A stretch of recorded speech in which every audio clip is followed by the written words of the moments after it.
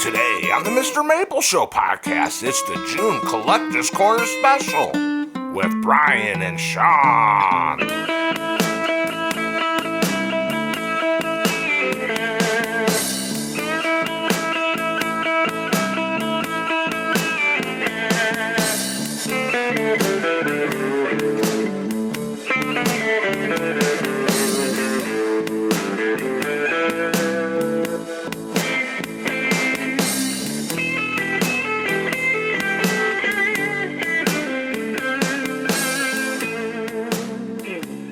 Howdy, Maple family. We've got another Collector's Corner for you today. Welcome to the MrMaple Show. I'm Sean. And I'm Bryan. And today we're going to dive deep into a podcast. Really love that MrMaple has a podcast. I think it's so cool that we can kind of take some time to sit back and have conversations about different plants. I mean, we do all kinds of stuff on the podcast, which is cool. We have guests sometimes, appearances come in. We talk about the history behind a lot of these amazing plants that we grow here at the farm. And it's just a cool way to just continue a conversation about plants. My favorite thing to talk about. So before we just jump in, we are MrMaple.com. We have over 1,500 different cultivars of Japanese maples, but we also offer conifers, we offer azaleas, we offer a whole lot. So check us out at MrMaple.com. If you like this type of thing, remember to like, subscribe, and share. But let's get into it. Hey, man, I'm glad you're here. Man, me and Sean doing a podcast. It's been a little while. I'm back at the farm. It feels really good to be back working with my good friends here. We got a lot to cover today. We're doing a collector's corner, which is kind of just we choose some categories kind of to get us talking about different types of plants and kind of some things we're interested in. It's a unique way to kind of break up that list of different things to talk about when you get into the podcast format. I really like the collector's corner. Well, I also like being able to sit down here and talk about this because it's funny because, you know, our wives are peas in a pod and we get together pretty regularly. Yeah. And our wives like to go off and sing karaoke. They get their microphones out and they like to go sing karaoke. And we end up almost every weekend sitting back with a glass of whiskey and we end up talking about trees and gardening and landscape. So to be able to bring it here and share that conversation with everyone else is exciting and fun to me. Yeah, it's a very natural thing, I think, for us. Like you said, we're always kind of chopping it up, talking about our gardens and what's going on with blooming things and, you know, what maples are exciting right now this time of the year. So we'll start it out here, guys. We're going to jump into our collector's corner here, and me and Sean kind of got together, put our heads together, and came up with a cool list. I think you guys are going to enjoy this. We're going to start out with just kind of, I think when everybody thinks of Japanese maples, I think this is one of the first things they think of. We're going to talk about just our choices on some red cultivars of Japanese maples. Yeah, so I'll just jump in. Red cultivar, I really have to go with Rhode Island Red. And really this year, so I've got one that's just off the back patio. You get to see it. The back part of the property is forested area, so there's so much green, and the red really pops. But I have it in a container. So, but man, I'll tell you what, this spring, the red that it put off, and it's still putting off, is just so intense and so bright. But it's in that compact, smaller dwarf ball. Right. Man, it's just, to me, it's like just that perfect bringing in. So I know it's not a classic tree. It's, you know, it was introduced, 2010, maybe sometime after that. Right.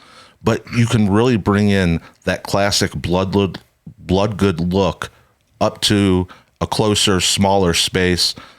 And like I tell you what, the red that it put off this spring, so intense. Yeah, I think that's a great choice. I think especially when you think about a lot of the gardens are getting smaller and a lot of people don't have a space to plant things in the ground. So it's a great container plant. Like you said, put it up on the porch, the deck somewhere, your patio area.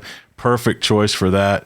You get that classic blood good look, but in a small, compact shape. I love that it kind of just naturally, without any pruning, forms just this beautiful round ball. You know what I mean? Like it really does stay very uniform in its shape. I've seen them in, from 1 gallons to mature sizes, and they always have that really nice round shape to it. I like that. It's kind of a unique shape in the garden. Most things are going to kind of typically give you that tree form, where this is going to stay tight and compact. And that bright red, and then going even more red in the fall, cherry red in the fall, really, really lights it up. So I'll move on to my pick for the reds here, and I kind of chose something that is similar in some ways, but I think it'd be cool to kind of have this breakdown between the two so people can kind of understand the differences. I went with Acer palmatum Livy. Oh, we're thinking in that same ballpark, dwarf. Yes, absolutely. Yeah, I love dwarf red palmatums are really, really cool. What I like about Livy is that, and I've heard it talked about as kind of similar to like almost a Makawa type, not quite as that layering, but what I like about it is that where the bud breaks on the branches, it's closer together. So it stays kind of a tighter, compact tree. And really, really nice upright form. So like Rhode Island Red goes more that rounded shape. This has a nice kind of upright form to it, but it stays dwarf as well. That's a great choice. I mean, so both of those you're talking about, like we talk about, landscapes are getting smaller, spaces are getting smaller. Great way to bring that red into those smaller spaces. Great choice. Great choice. And right now I have one going in my garden, and it's probably one of the darkest reds in my garden right now. I've got it in full sun, so it can handle a good amount of sun as well. And it also kind of has this weird, like translucent kind of green hue that comes up through that red. And so it's something, there's really, really something different about Livy. I've always liked it. I had one back in Oklahoma, so it's kind of, and I have one now. So, if I was willing to duplicate that in my garden here, it's definitely high on my list of cool trees to have. And remember, if any of these trees or plants that are on our list that we're going down aren't currently available on our site, hit that notify me and you'll get an email letting you know. But in all honesty, sign up for our newsletter email, because you're going to get the earliest notification if something's back. Yeah, a lot of these that may be sold out right now, they'll come through on those 10 at 10s and different sales that we have. So if you're signed up for that and then go the step further on the specific cultivars you're looking for, you get that email notification when they come out. All right, so what are we going on to next, Sean? So now we're, full disclosure, Bryan put these categories together, and I find them like lace leaf japonicum favorite, like right now. Yeah.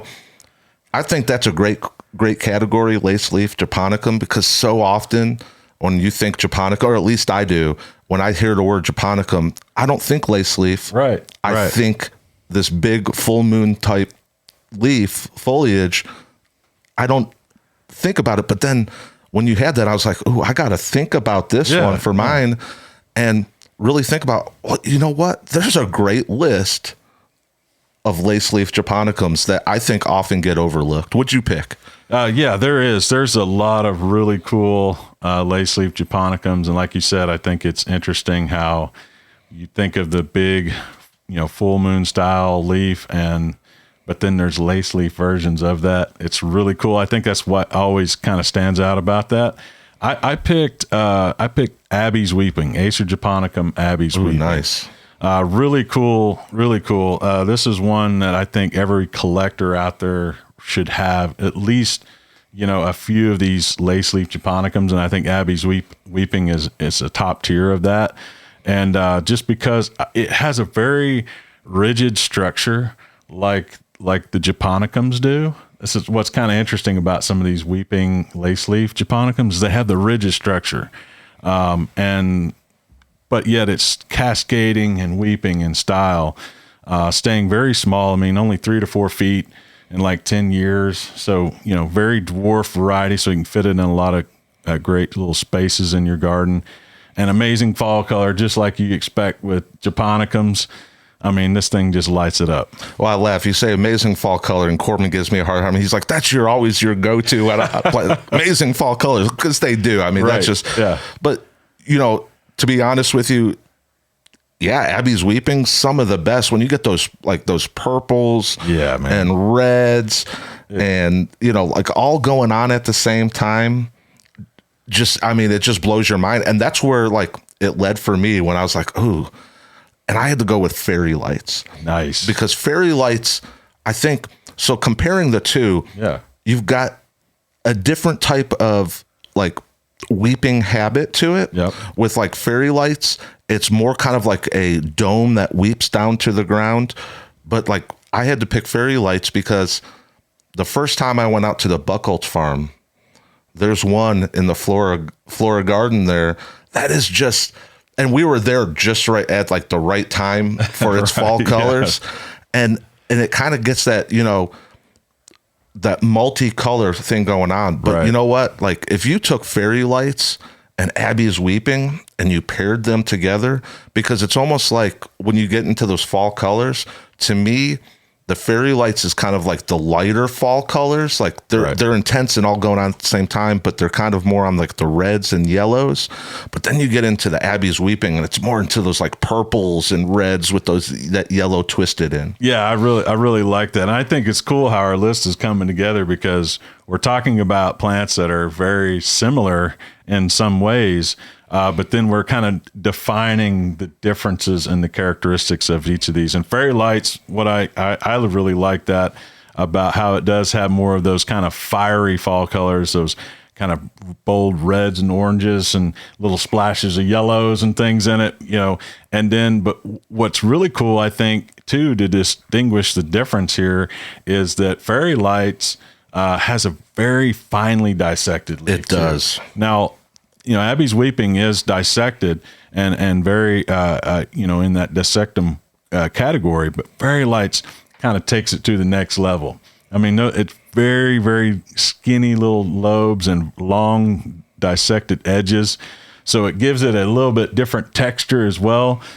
So, thinking about those two together, man, it's really cool. I love how we're kind of defining these unique varieties that are similar, but they got a lot of cool characteristics. Absolutely. And then just to move on to our next category, I really like this one as well, but flowering shrub. And you know me, I love having flowering, whether it's a shrub or if it's a tree that flowers, I love having flowers in the landscape. Yeah.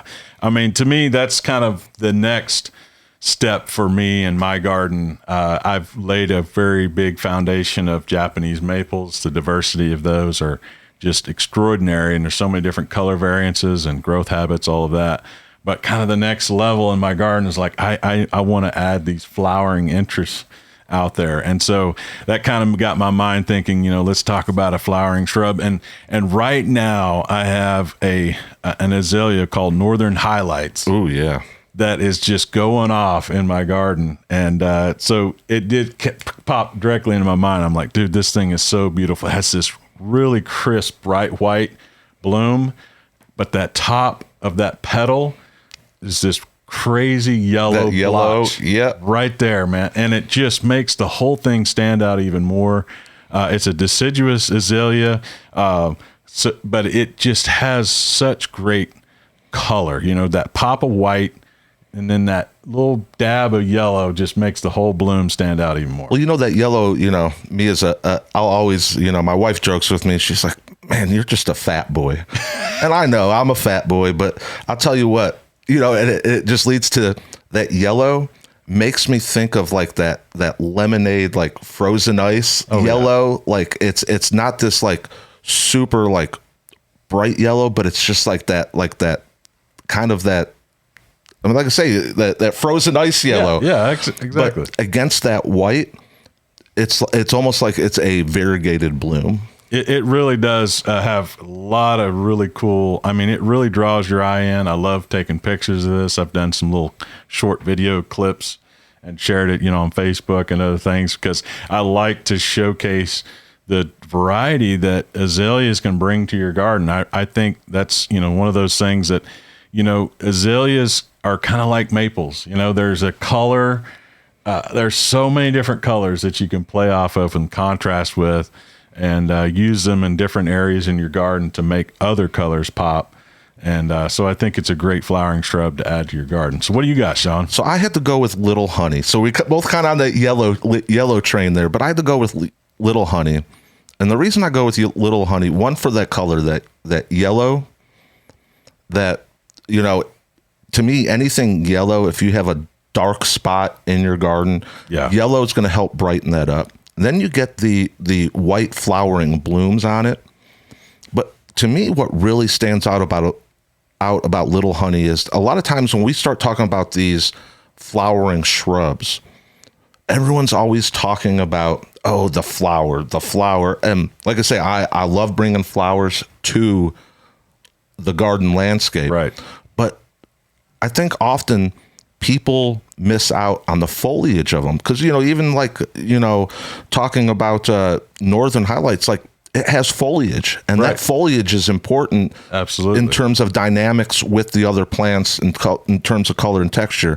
And I think a lot of times when we think shrubs, we leave out the foliage. So with Little Honey, man, you get those big oak leaf shaped leaves on it. And then they're thick, and them being so thick, once you get into fall, I'm telling you, Matt and Tim might not like me saying this, but I'll tell you what, Little Honey and those oak leaf hydrangeas, those leaves will put on a show and compete with near any Japanese maple out there when it comes to fall color. No, I agree with that. I think, the oak leaf hydrangea, I think, is one of those that the fall colors always kind of just catch me off guard. I'm like, dang, man, I did not realize just how crazy the fall color is on that. Because you're always thinking of flowers when you think of hydrangea. So you're always thinking about that bloom. But it is interesting, again, like how we're kind of highlighting some unique characteristics about these. And I love that about Little Honey, how that the yellow is in the foliage and the white is in the flower. And so that contrast there, kind of like with Northern Highlights, where you have the yellow and white that's in the flower itself, this has the contrast with the foliage and the flower. I think it's a really cool choice. Nice dwarf as well. A lot of those oak leaves can get really big and take over a space if you're not careful and don't properly site it. But Little Honey is going to stay small, which is great for a lot of landscapes out there. You can squeeze it into a spot and have a killer hydrangea in your collection. So our next category, you can't have a garden landscape without a conifer. That's right. You're able to create that texture and those colors. And there's certain colors that you're just not going to get out of a Japanese maple that you can get in your garden with a conifer. So myself, I had to go with pixie dust. Yeah, pixie dust, man.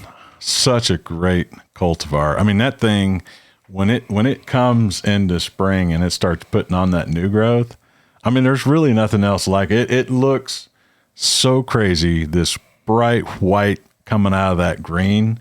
It's just crazy, right? I mean, you have one of these, right? I do. Yeah. I have one. I had to buy it for my wife. Her favorite holiday is Christmas.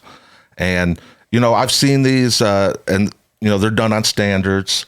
But the one I got is a low graph. So it sits down, and I kid you not, it looks like a miniature Christmas tree. Right. So I had to get it for my wife. Here's a Christmas tree that you can have up all the time.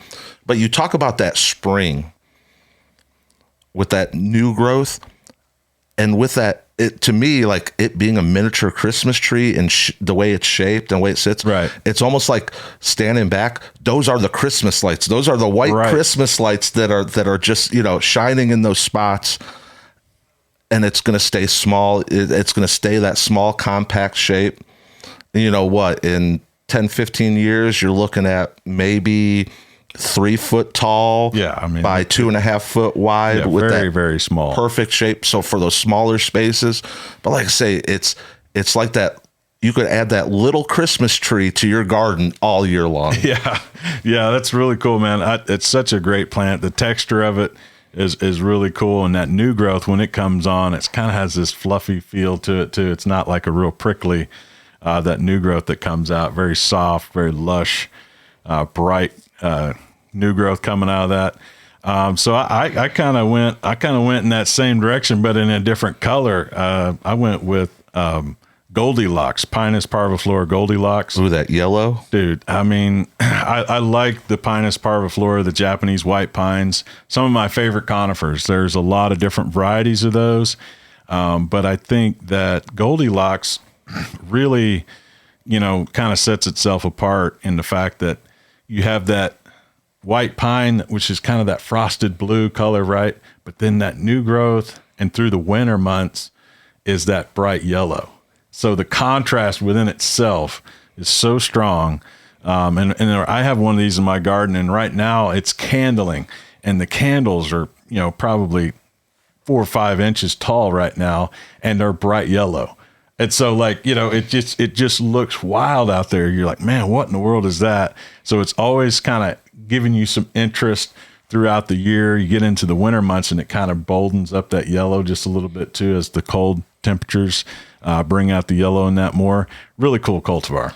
Yeah, I really like, when you start getting into those winter months and you stand back and you can see that darker blue undergrowth, with that yellow on top of it. It just stands out. Like, let's say you could be 200 yards off and you're going to notice that and see that and go, wow, that is just really cool. Yeah, really cool, man. I love that we're kind of chopping it up here, going through our lists. I mean, I like that we're both kind of thinking about things that we have in our collections too. I mean, that's what this is all about, being the collector's corner, talking about plants that you experience, that that get you excited when you see them in your own garden or you have them at home. And that's kind of what we're all about today, just kind of talking about some things that get us going. Well, that's that personal experience with it. I mean, we could sit back and, we have the privilege that we have access to walk into all these greenhouses and see all these things in person. But it's different though. It's different for me to walk into one of these greenhouses and look at a tree every day than for me to have that actually in my garden growing, because you get to see it from a different perspective, and you get to experience how it grows and what it does from just, so that's what we try to with the collector's corner is, what are our personal experiences? We could sit here all day and, get our descriptions off our website and read them to you. I mean, if you want us to read them to you, but like, what are our actual experiences with these trees ourselves? Yeah. I like that format. I think it's super cool. Especially chopping it up with you, man. I love it. So we'll go on here to the next category that we come up with. And I was thinking, let's talk about, what I consider some unique Shirasawanum varieties. There's a lot of cool different Shirasawanums out there. We always think of the full moon, like RM, autumn moon, those. But I was trying to think of something that's a little bit different, more unique, outside of the box Shirasawanums. And I went with Acer Shirasawanum Sensu. Man, what a great pick, man. Sensu, and man, we're talking about Shirasawanum. Okay, Corbin, this is for you. Killer fall color. Absolutely, man. I mean, you can always default to that because with most Japanese maples, I mean, that is one of their biggest characteristics. Their fall colors are extraordinary. I think it's what makes them so popular, what people get excited about. They're like, oh, man, you should see the fall color on this Japanese maple. I mean, it's really, kind of that draw, I think. And then you get into the cultivars, and there's so many variances of fall colors and leaf shape. And I think that's what's cool about Sensu. Sensu has a kind of a real Matsumure style leaf to it. So the lobes are deeply divided. So it gives it an interesting texture out in the garden. When you're thinking about Shirasawanums, a lot of them are just more of that rounded full leaf, whereas the Sensu has that deeply divided lobes to it. Unique look. It really is a unique look. It really does. And I've got a good size one of these in my garden, one of the few that I bought in a larger size just to kind of give some levels to my garden. And it's putting on a show right now. It has this really nice kind of orange bronze color when it first leaves out. And then you get to this olive green, and then the new growth is kind of strange. It goes almost kind of a pale like blonde color with that olive green underneath. So it really provides some interesting color contrast as well. You know what, I'm glad you say that, because like that's what goes through my mind when I think about it, is that, you know, you don't think of necessarily variegation when it comes to a Shirasawanum. Right. But this one, and I wouldn't necessarily call it variegation, but the way that it leafs out with those colors, but then even going into fall, it's almost like the leaves take on a multicolor in the leaf itself and can almost be described as kind of a variegation. Yeah, for sure. It does have a nice kind of orange and red mix in the fall. Really stands out strong, especially with that leaf shape, I think is what makes it pop even more. Just that texture and color combination. I think it's really cool. And one of the things that always kind of put it high on my list was Matt and Tim would always talk about how that collecting seeds from Sensu can provide some really interesting seedlings. And, you know, as a collector and getting into maples as long as I have been, I'd like to grow a few seedlings, you know, just to see if I could find something cool. I think that's everybody's dream. You know, you hope that you find the next great cultivar of something out there. And Sensu really provides a vast array of different types of growth on the seedlings that it produces. So it's an interesting cultivar for that. So for my choice, originally that first came to my mind is Bronze Age, because that's the first Shirasawanum that I ever got was Bronze Age, but I needed to call an audible. Right. Okay. And I'm going with horrible name, but the tree has impressed me in my own garden, and that's 6910. Like I say, I had the audible to this because it's impressed me on how it grows. It's a vigorous tree, at least my experience. This past year, it put on maybe close to 2.5 to almost 3 foot of growth in that one season. And it's just doing so well for me. And then again, those fall colors go, but it just blew me away, where with some of the other ones I have in my collection, you know, like it puts on that new growth, but this one just like exploded, and it tells me like out in the landscape, this is just going to take on that just really awesome form. Yeah. I think with 6910, like you said, the name is kind of, people might be sleeping on that because you're like, man, 6910, what is that? What I always found interesting about that cultivar is that it gives you more of that feel of like, of the straight like species of what the Acer Shirasawanum is, that rounded leaf, but more of in that green, you know, rather than like with RM where you have those golden yellows. It's more of that traditional green. So it's very reminiscent of what you could see like growing out in the wild in Japan. And I think that's where it gets its vigor from. You know, it's more of in that straight species line, and so it gets out there really quick. And just like with like we talk about all the time, the fall colors on this thing, nice oranges, reds. I mean, this thing really lights up. I mean, I think 6910, you know, if you're needing a Shirasawanum that kind of gets out there a little quicker, that's a great choice. So, you know, you can't put together a list without talking about weeping Japanese maples. So that's our next category, weeping Japanese maples. Man, it almost seems like the weeping category has really, really taken off in the last several years. Like there's more and more to choose from. Right. What did you choose? So I went with one that just gets me excited every time I talk about it. Is Acer palmatum Nakakamado weeping. Right. And I think you're right. Like the weeping cultivars have really come a long way in the last, 10 years or so. I think, back in the day, you'd think of mainly just, Ryusen, and there's maybe a few other varieties in there. But now we're kind of getting into, a lot of variety. And what's really extraordinary about Nakakamado weeping is the history behind the cultivar, right? Yeah. I mean, it doesn't, the story behind this tree, I think, is probably one of the best stories for a Japanese maple cultivar. Well, Corbin just got back from his Japanese trip. Yeah. And, talking to him, he got to go look at it and see it in spring, and talking to Matt and Tim, they got to go to Japan and see it in the fall.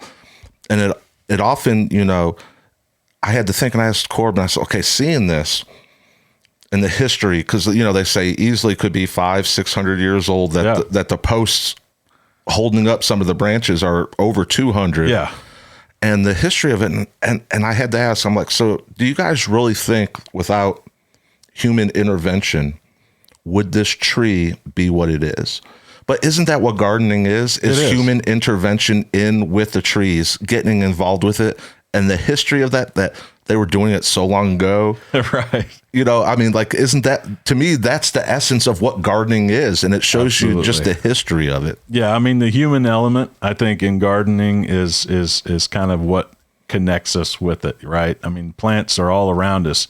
But when we get involved with that and we begin to care for them and shape them and prune them and provide everything that they need as far as, proper planting and sunlight and shade, depending on where we're at in the country, where you're at in the world, it depends on those things. And that's how we, influence that. And I think Nakakamado weeping is, it's known as the national treasure of Japan. That's a big statement, right? And so, if you have that in your garden, you kind of think of it as it's the treasure of your garden, and it's a piece of the Japanese history, of their culture, and how much Japanese maples means to them. And I think that's what elevates, you to that next level of collecting, is you're buying a tree because of its meaning and its connection. And I think that takes it to a whole nother level. What'd you pick on the weeping? So I had to pick Dragon Master. Nice. And so I have a Dragon Master. It's in a container. I got it between two rocking chairs, elevated on a plant stand, and weeping, just the way it weeps. But reason I had to pick it for this list is that this year I did something a little different. Normally, my trees that are in containers, normally I'll bring them out in the spring and let them leaf out. And then if we get a frost, I move them in and stuff like that. But I've got a small cold frame that is 30% shade. So it's not direct sun. Right. But this year I said, you know what? I'm going to leave all my containers in there and let them leaf out in the greenhouse with this 30% shade, mostly sun, but I'm going to let them leaf out there until we're done with any threat of frost. Right. And this being in there with that slight shade, but mostly direct sun, the yellow that it leafed out was such an intense, almost highlighter yellow, that it was so bright. So when I did bring it out and put it on the porch, it's got a cover, so it's kind of dark, but that highlighter yellow just brights up that whole spot, and it pops. And then the way it weeps, just the way it comes down. Yeah. It had to make my list. Yeah. That's a top choice for sure. And, obviously, the MrMaple brothers, Matt and Tim, right. These guys know their trees. And so when they pick a cultivar to name, of a seedling that they've been, looking at and studying, that they've kind of took it through that vigorous process and said, hey, you know what? We've looked at everything out there, and this thing really stands out. And Dragon Master, having that crazy bright yellows and oranges that thing leaves out with, is really, really intense. And that weeping habit, like I said, we're getting into these newer cultivars, right, where we have a spring interest with a weeping palmate. Whereas like Ryusin is just that standard green, chartreuse green leaves out. And then Dragon Master comes out with that orange and yellows, so you get that spring interest on a weeping is really exciting. I think it's next level. We're always looking at how do we take a cultivar or a style or a leaf and take it to the next level. And Dragon Master does that. And with the Dragon Master, we have one right outside the front door. Yeah. And it was originally kind of staked up. So it's got maybe like 3.5 foot, 4 foot up. But the way it's weeping, and it's been left to weep, it's starting to become where it's weep down. It's starting to, move across the garden bed, and it's becoming ground cover. It's really cool. I think that's why, when we walk by that every day, you look over, you're like, man, that thing is just really looking nice. I love how it kind of creates that blanket on the ground. Looks really cool. I mean, weeping Japanese maples are some of the coolest ones out there. And what I like about them too is that not any two Dragon Masters look the same, right? Mm-hmm. Same thing with like Ryus and some of those like Nakakomato. I mean, depending on how the growth habit happens and how you influence it by staking or whatever, you're always going to have a unique shape out there. I also think it's interesting that we both picked something with palmate leaves versus, a lot of times you think of weeping, people immediately go to a lace leaf. Absolutely. Absolutely. Yeah, I love how our list is coming together here. So we'll jump on to, I kind of wanted to dive into some unique cultivars and species. I went with Acer Seboldianum. I think that's a cool realm of Japanese maples that a lot of people don't tap into. Everybody's really familiar with palmatum, but even like Japonicum and Shirasawanum, I think they're kind of in that more popular category. Seboldianum, I think, is kind of that frontier where we can create, some new things and get people excited about it. Because it's a very cold tolerant, exactly, a cold variety. And I think, people in those northern climates are always looking for something new to put in their landscape. Oh, I think that's the whole key there is, Matt and Tim have worked on the heat seekers, be able to take ornamental aesthetics into the high heat areas. Right. But this is that realm where our brothers and sisters that live in the cold places, you know what? You don't need to be left out. Right. Yeah. There are some really cool stuff that, that can move into that colder area. That's why, to me, talking about hey, something unique, ornamental, but can handle. I had to go with Kumoi Nishiki.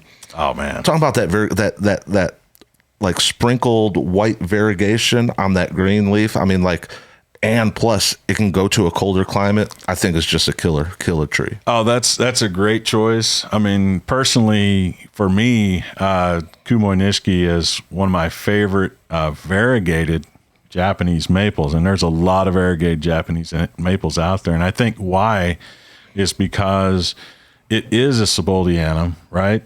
Which very few out there are variegated.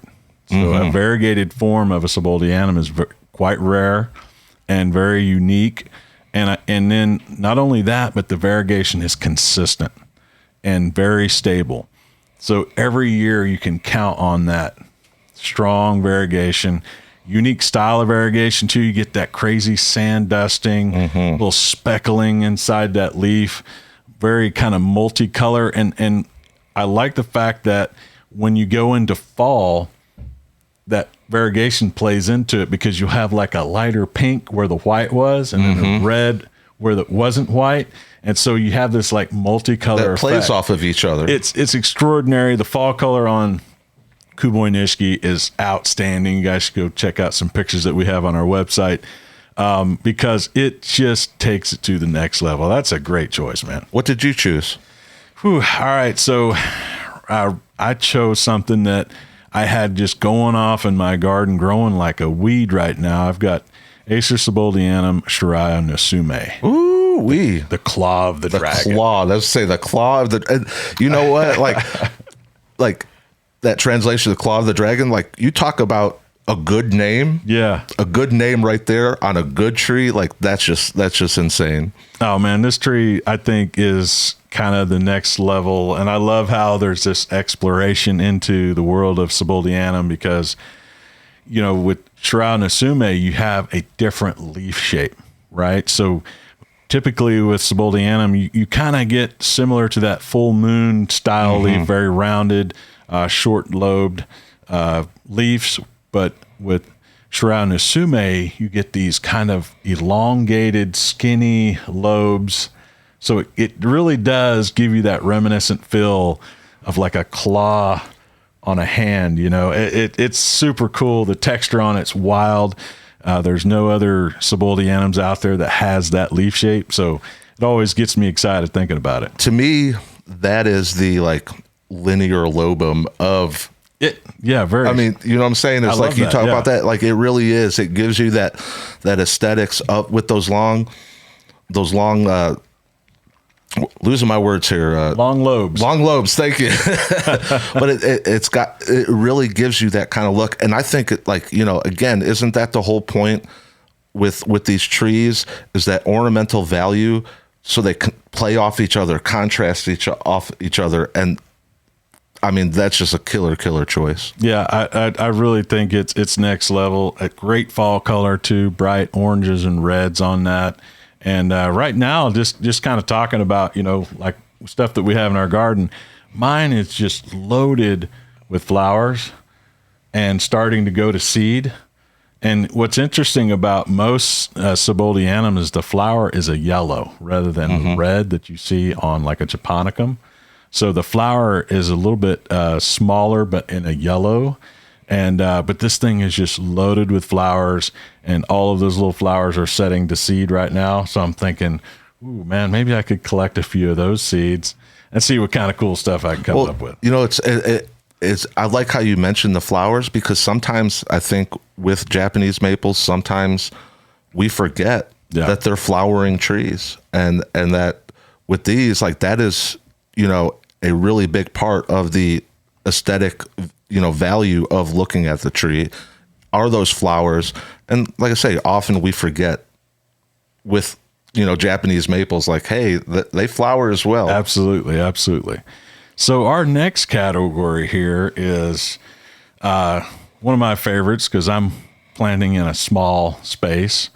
I love the dwarf Japanese maples. I think there's so many different varieties of them, a very, very kind of broad spectrum of color and leaf shape and all of these things. And so dwarf Japanese maples is our next topic. What'd you pick, Sean? So I had to pick Shana. And the reason I picked Shana is that, like, the leaf structure on it, to me, is really, I mean, I know we could talk about, but to me, it's a really unique leaf shape. Especially, like, we talk about these dwarfs or these witches' brooms, that the comment that, they have that center lobe that's rounded.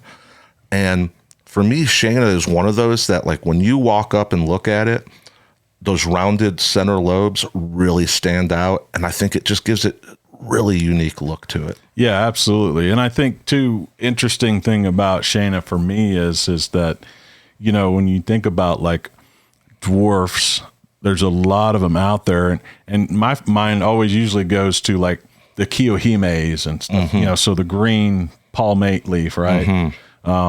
Whereas with Shana, you get that bright cherry red coming out in the spring, then going to a bold red in the fall. So it really pops, it really stands out in the landscape. You mentioned that earlier with your Rhode Island red.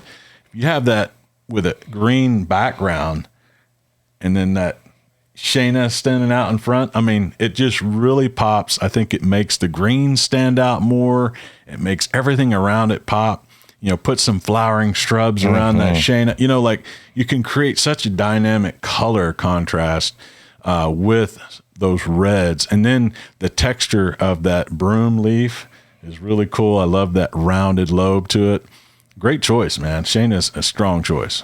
And and how you mentioned that red, I mean, to me, Shana, because, I easily could have with dwarf swapped that Rhode Island red with Shana, right?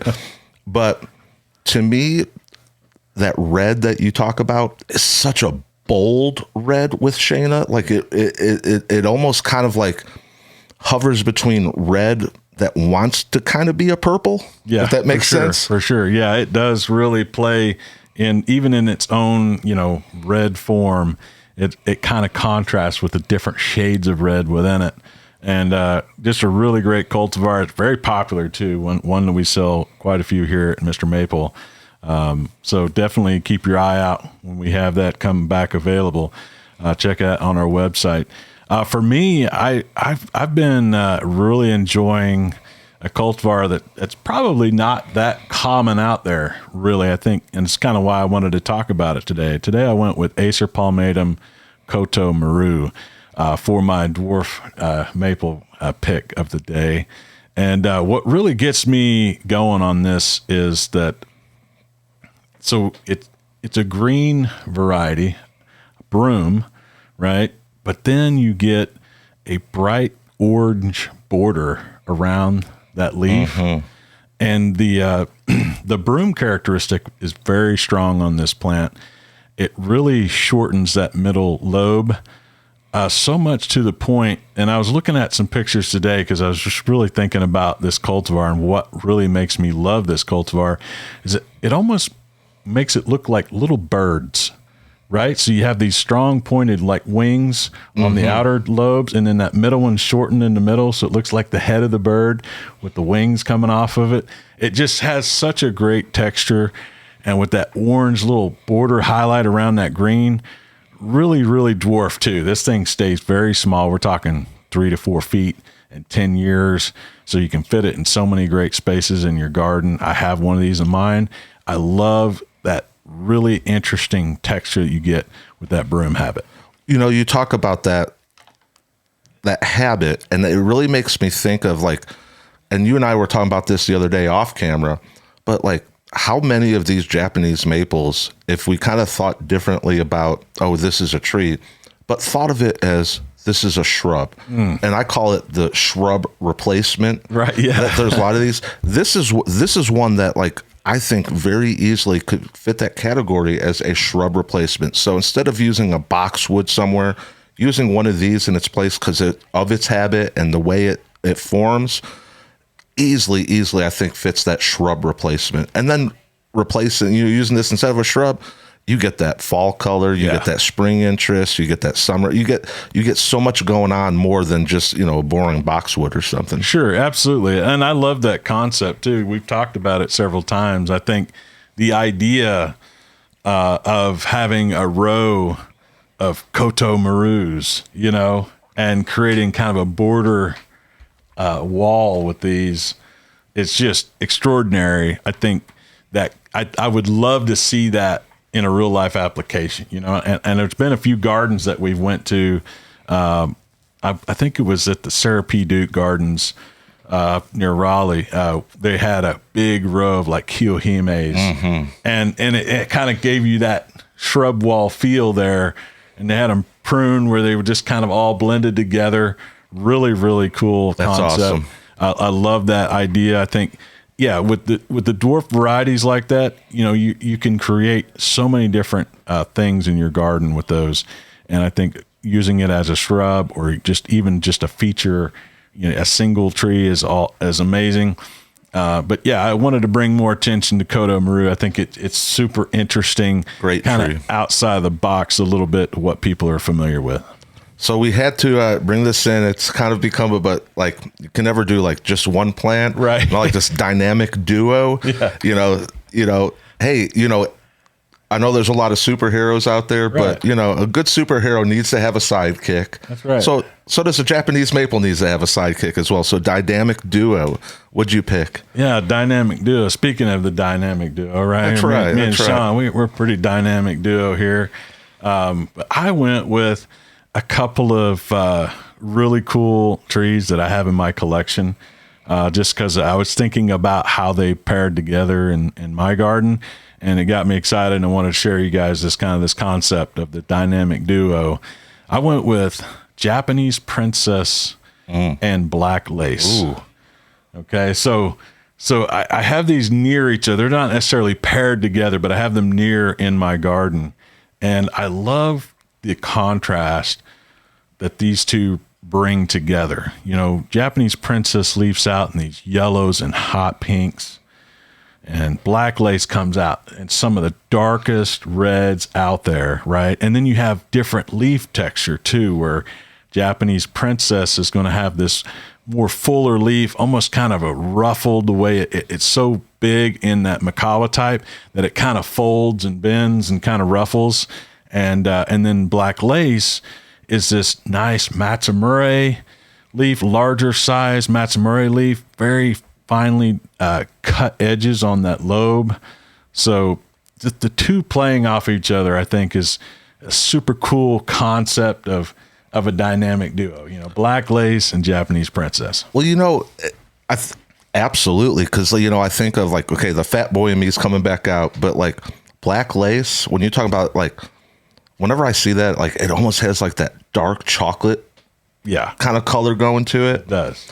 But then you pair that up with the Japanese princess, which to me is like the leaf structure. It's got that Makawa like growth habit and tight layered shingling effect with the foliage. Right. But to me, it's a much more like a delicate, leaf structure. Whereas with black lace, it's a much more bold. Right. And having those, so as a duo, so you're allowing each one has its own strong characteristics, it has its own strengths, but they're completely like different spectrum. So like they complement each other, make each other stand out even more. I think that's a great choice. Yeah. I love thinking about contrast in the garden design. Whenever I'm thinking about placement of what do I need here. And the idea of having that dwarf and the Japanese princess, right, and then the strong upright with black lace. So there's so many different contrasts: leaf, growth habit, all of these different things, colors. I thought it was a great pick, and I know you got a nice dynamic duo going on. What'd you select? So I had to, some people may not think it's that exciting, but to me, it just seems like a natural pairing. Mm-hmm. I have them in my own. I am a huge fan of the Lion's Head family. Yeah. I am trying to chase them all down so I can have the Lion's Head garden. Oh, yeah. I've got quite a few different ones, but I had to go with the classic Shishi Shigeru and then the newer arrival Kurenai Jishi. So Shishi Shigeru, I mean, like, to me, you could be a complete novice with Japanese maples, and you are going to thrive with that cultivar. Whatever type of soil conditions you have, whatever sun conditions, it's going to be a tank. But it's unique. Those curling leaves. Yeah. And the green on Shishi is such a bold green. It's a different type of green. Yeah, I've noticed that. But then to pair that with Kurenai Jishi, the red line, the red version of it, or I'm going to say version of it, but the family of it, the red, they have that red and green with that curling texture to it that you get on it. I think it's just a natural choice. And, talking about that green, Shishi part of the 1700s. So like, that, the sophistication that Matt talks about, like the sophistication that goes back, there truly is.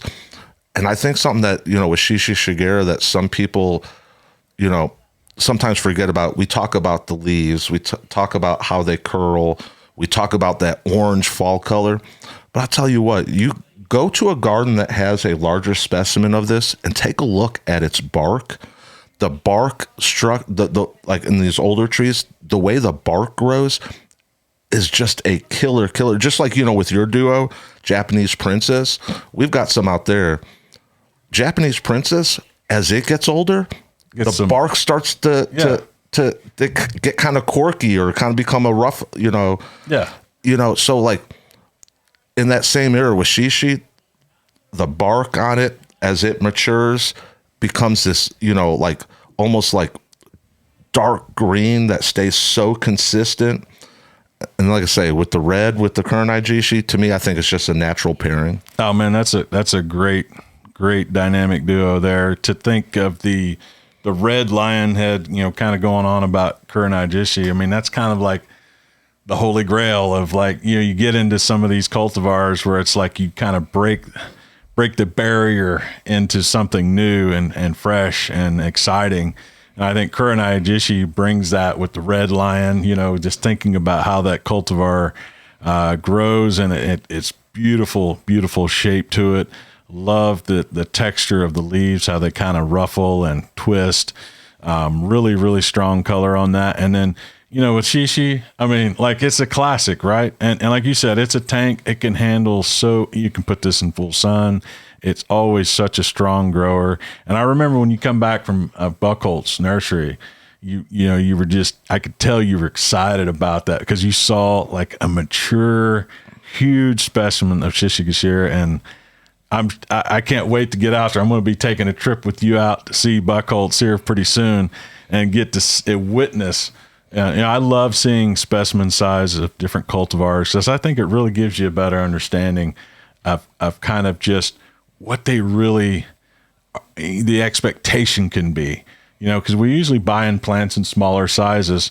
And so early on, you might look at something and go, well, I don't know if, how this fits into my garden. Seeing some of these bigger sizes really kind of plays into your future ideas about your garden. Absolutely. So our last category. Last but not least, we're talking about the Ghost series. The Ghost series, man. One of the most popular series of Japanese maples out there. I think it's, with Buckholz, he kind of set the trend of the Japanese maple world, of the reticulated. Now, in the history of Japanese maples, there's been a long lineage of reticulated cultivars leading up to this, but he kind of brought it into the future, and made it exciting and commonplace for people to be thinking about these amazing reticulated varieties. So what did you pick, man? I know you got a strong choice here. So I started to go with Martha Ghost, but I had to change that. And the reason I had to go with Martha Ghost, or I started to go with Martha Ghost, is because yes, even us that work at MrMaple have to wait for Matt and Tim to release it. I know some people think like, oh, they work there. Like, no, I wanted a Martha Ghost for years. Yeah. And hey, Tim, I found a set of Martha Ghost. They're looking good. Can I? No. Yeah. So even we have to wait. For sure. So I originally was going to go with Martha Ghost because I had to wait so long, wanted it so bad. Finally, that they had some that came available. They let me get one, but I had to, with what's going on in my garden right now, go with Purple Ghost, because the way it leafed out right now, the purple that it is putting off on its growth right now, and the way it's shining, you talk about having that green background. Holy cow. Purple Ghost with that reticulation in it is just popping, but I don't know how else to say it, but that purple is just so intense right now, especially putting against the back of a green backdrop. I just, it's one of my, out of all of mine right now at this point in the year, just so impressive. Yeah, Purple Ghost. I mean, it's probably one of the most popular of the Ghost series, and for good reason. I mean, it gives you that classic kind of red upright feel, but something with a little bit more interest when it comes to that reticulation. I'd kind of take it to the next level. I like the fact that with Purple Ghost, the veining in it is like a dark color, right? It is. A lot of reticulateds kind of have the green veining with the cream colored leaf. The Purple Ghost gets into the reds and purples with that dark veining inside the leaf. So it's really intricate, strong reticulation. I have one in my garden as well. I have it paired next to an Amber Ghost. So a nice little pairing there in my garden. I love playing off of different colors. I love the leaf on Purple Ghost. I think it's one of the best red reticulated varieties out there. I mean, Purple Ghost is a strong plant, great grower, and I think most people, when it comes to reticulated types, are most familiar with Purple Ghost. Mm-hmm. I went with one that I think in the Ghost series may not be talked about as often when it comes to, the popularity of like Purple Ghost and Amber Ghost. Mm-hmm. I went with Grandma Ghost. Oh, yeah. Grandma Ghost to me has always kind of stood out because it's like one of those true like cream colored leaf with the green veining. It's like that. It gets very little like pink blushing or anything like that. It has a very white appearance when it leaves out because it's just that straight cream and the green veining. Really strong reticulation on that too, so that taking pictures of it, something I always enjoyed, and a larger leaf too. I always feel like that with Grandma Ghost, that that leaf is a little bit bigger than some of the other Ghost series. You know, with Grandma Ghost, what really stands out to me is that a lot of times with like the Ghost series, either something is more upright or more like semi-pendulous. And with Grandma Ghost, to me, is like that perfect mending between an upright and a semi-pendulous. Its growth habit is so different. Like, we could talk about the different types of reticulation and the different colors, but I think the growth habit on Grandma Ghost is so interesting in itself. Yeah, really, really cool tree. I think its fall color is really nice. This kind of fiery orange red on that as well. So it just always putting on a show. And I think, if like we talk about this a lot, if you have a spot in a shady spot and you need something to brighten that space up, Grandma Ghost is a great choice for that, because you're not going to lose any of the color, because it's naturally a brighter white cream with the green veining. So you can tuck it into a shady spot and it's still going to give you that consistent reticulation to it. I just love the Ghost series. I mean, we could sit here and talk about so many different of the reticulated types. Man, what an awesome list we put together. It is. I had a good time talking about all these trees. I mean, this, like you said, this is what we do when we get together and hang out. It is. So it's like me and Sean said, hey, let's go in the podcast room, hang out, chop it up about some trees and, just things that we're excited about in the world of plants.